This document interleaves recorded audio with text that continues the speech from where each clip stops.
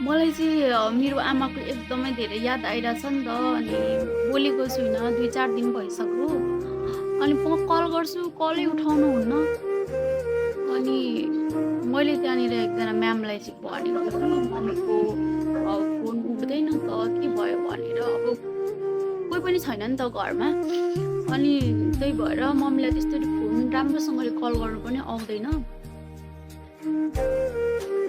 एकदमै धेरै मिस गर्छु नि त मम्मीलाई म। अनि त्यही माथि पनि कलमा नबोल्दाखेरि चाहिँ कस्तो फिल हुन्छ र। आज त बिहानदेखि एकदमै स्विङ भइरहेछ। सायद मम्मीसँग नबोलेर होला। कति उयो हुन्छ क्या अब एक्लै हुनुहुन्छ। अब बा बिरामी पो भइदियो कि बा होइन कता जङ्गल जाँदा बा लड्नु पो भयो कि कति धेरै तनाव क्या। अनि म फेरि एकदमै मिस गर्छु सधैँभरि। जे गर्दा एनी टाइम म मम्मीलाई मिस नगरेको दिन हुँदैन, सेकेन्ड हुँदैन। म हरेक टाइम मम्मीसँगै बिताउन पाए हुन्थ्यो।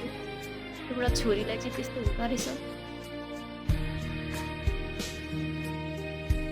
देखेका सपनाहरू, सोचेको सपनाहरू सबै पुरा हुन टाइम लाग्छ